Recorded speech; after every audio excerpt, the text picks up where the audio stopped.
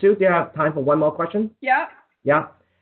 You know how enactment is I always tell my supervisors, enactment is the bread and butter of EFT. Like if you're not doing enactment, you're not really truly doing EFT. That's right. Right. What would be some of the key differences between stage 1 enactment and stage 2 enactments? What are some of the key differences that you notice? Well, okay, that's a good question. In stage 1, what you're trying to go to is de-escalation. Mm-hmm. It's some sort of de-escalation of negative cycles and people starting to become more open to their attachment, longings and fears, more open to their partner, having more hope, being able to see how they trigger their partner, being able to understand their own triggers, and being able to create a certain secure base. That's what you want.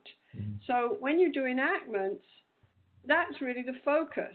So, you know, I might say to somebody who's very withdrawn, so what you're telling me right now is that you don't turn away from your partner because you don't care. You turn away from your partner because you're so scared. You think you're going to have this criticism, right? Mm. What did you call it? You know, the wave of disapproval, right, is going to wash you away. Mm. And and so then you do shut her out. Mm. So he says, that's right. I say, good. So could you tell her, please? You're right. I do turn away from you because I'm so worried that I'm going to hear that you're disappointed in me. Mm-hmm. So it's still a real shift, but it's quite modulated, right? Mm. It's not, I'm not dipping him into emotional intensity. It's still contained, and he does it, and I'll accept the way he does it, you know. And in stage 1, I think you can see this on training tapes with the one on with re-engaging withdrawers, for example. Right. You know, I say, could you tell her? And he tells her. And he tells her with, you know, I think he's feeling a lot. He says he is. But if you, on the surface, you know, he's chatting. He tells her, well, I do. This is the way I feel. You know, this is the way I feel, and I do, you know, and like, you know, what. And then he changes the subject because it's too hard for him. You know, and then he comes back for a moment. So you allow that, right? Whereas in stage 2, you've got de-escalation. You've got a really good alliance. You know that you can go in and help people modulate their emotions, mm-hmm. right? And this time you're going deeper. You stay there longer. You heighten the emotions. Mm-hmm. So there's this time when John might say, I'm scared about this wave of disapproval. You know, I'll go in and I'll say, let's stay there for a minute. Could you help me? Mm-hmm. What happens to you when you see that disapproval on her face? What happens to you? So I go deeper, asking evocative questions and empathy, with some conjectures, right? I go deeper with him. I repeat, I stay there longer so that he can really begin to feel that fear that he has of disapproval and what it means, right?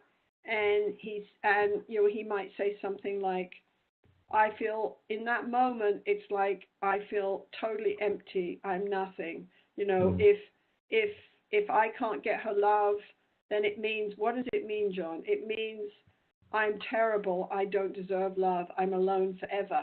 And you get into these existential fears, right? Fears of abandonment, fears of rejection, that are universal. So from that point of view, EFT becomes very existential. And I talk about that more in my new book. And you stay there with people. You know, the window of tolerance is wider, so you stay there. So then you say, can you turn and tell her? Can you turn and tell her? You know, I feel like I love you so much. You're so important to me. And when I see this disapproval on your face, what does it feel like, John? He says, I'm falling through space. I'm falling through space. And all my fears about myself come up. I feel like no one's ever going to love me. I'm alone. And he weeps. This is a stage 2, right? And you don't want him to do this until you have some safety, because you want her to be able to respond. Of course. And you're going to help her respond. Mm-hmm. If she doesn't respond, you're going to do an enormous catch the bullet. Right. You know, and you're going to go in and validate him there, right? Because he's dealing on a deeper level with his own fears. He's reaching for this intimacy with his partner. Right. So it's really about depth. The interventions are the same. It's really about depth. Yes. You know, and I talk about, in my new book, I talk a lot about the process we do all the time in EFT, the EFT tango, a reflecting process, going in and deepening emotion and turning that new, deeper emotion into a new enactment with the partner, and then processing that enactment and summarizing the whole thing. Well, you know, in stage 2, you're always doing the tango, but you'll stay longer in deepening the emotion and then really trying to get a coherent, you know, interaction with the partner where I really risk, you know, telling you what's going on with me. I really show up in all my humanness and all my vulnerability. So that's a stage 2. Okay. Right. So it's that depth that really makes the difference. It's about depth. Yeah, that makes sense. How long you stay there. Right. And the level of engagement, you know, the level of engagement in the act. I mean, it's very different if I turn and say to my partner, well, I shut you out because I just can't stand you criticizing me and your criticism hurts. That's very different than me turning and saying in an emotional state, you're the most important person in my life. And when I see that disapproval in your face, it just takes me into this dreadful place of despair where I feel so alone. I can't breathe. I don't know what to do with that. I don't know what to do with that. I've never needed anyone like I needed you. I don't know what to do, right? So I freeze up because I can't bear it. And this is Bowlby. It goes back to Bowlby talking about attachment is about survival. It's about life and death. That's why couples talk about images of life and death all the time. And people used to say, oh, that's just sentimentality or exaggeration, or it's just them being dramatic, or that's just, they're not contained enough. They're enmeshed. They're not, you know, they're fused, and they're, no, they're just human beings going to a very basic existential level where attachment is about survival.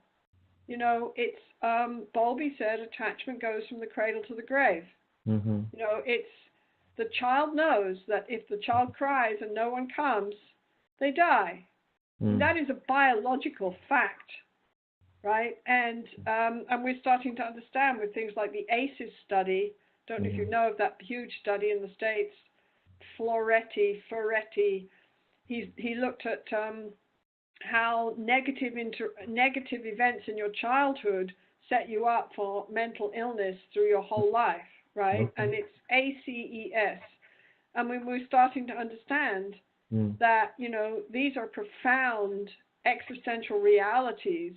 If you grow up as a child feeling that you are profoundly alone and that there is no one there for you, this wires your nervous system in a particular way that sets you up. Living in a dangerous world is, you know,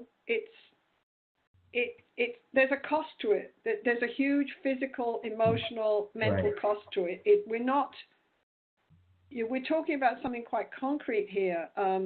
Michael Meany in Montreal, we have wonderful Canadian researchers, you know, in sex, we have wonderful Canadian researchers. Michael Meany showed that if you take rats and you get them genetically the same so that their responsiveness to stress is kind of controlled, you know, they're all the same level of vigilance, and then you give one set of rats to very neglectful mothers who feed them when they want to feed them, who don't groom them, who don't stay with them, who don't protect them, and you get another, and the other set go with expert mothers, rat mothers who feed when the pup wants, who give warmth, who control, you know, curl around the baby, who groom the baby, and you look at the way those rats grow up. Meany basically says the rats that have had the neglectful mothers, where they learn that they're basically alone in life. Mm-hmm. Their nervous systems are tuned to a certain level of vigilance for their whole lives. Mm. That's because no rat has learned how to do EFT. That's EFT rat. I think we've got to stop. Yeah, no, definitely. Sue, thank you so much for being so generous with your time to share with our students. Welcome. Yeah, thank you so much. And we'll get in contact with you somehow later on. But thank you so much. I appreciate your time. You're most welcome, Herman. And I hope your students enjoy EFT. And I think it's great you're recording it. And you know what hits me is, I don't know if you know the EFT people in Toronto. I don't know if you know Robin. Yes. But it might even be interesting to, maybe it's totally up to you because I offered to do this for you, but it might be interesting for you to even share some of this with the EFT community. They would adore you for that. I definitely will. I was actually about to ask you this. You said okay that for me to post it up on YouTube too, so that other people can see that. Sure. Yeah? All right. I can't remember what I said, so I hope... It's all good. It's all good. Presumably, I said sensible stuff, so whatever you like, you can do. I said I'd do it for you. As long as it helps people, you can do whatever you like. But I think certainly the EFT community would adore you for sharing this with them. Right, I definitely will. I mean, I wish I had time to even ask you this question. I always make the comments about how you, yourself, and the EFT community are always very generous in sharing resources. I really like that, and I definitely would do the same and share this resource. It's really helpful information, I think, right, for people to learn EFT. So I was hoping to do that anyway. I was going to ask you for permission to do that, to see when I can share that. You have my permission. Excellent. Thank you so much. Nice to talk to you. Let's stay in touch. Definitely. I'll probably see you probably when you come to Toronto. Yeah, I'm coming to Toronto I can't remember the date now. I think it's I think it's May, June time. It's for right. the externship. It's right on the cusp of May and June, I think, to do an externship. I love coming. So. Yeah. Okay. Maybe I'll bump into you then. Okay. Take care. Bye, Sue. Thank you so much. Bye now.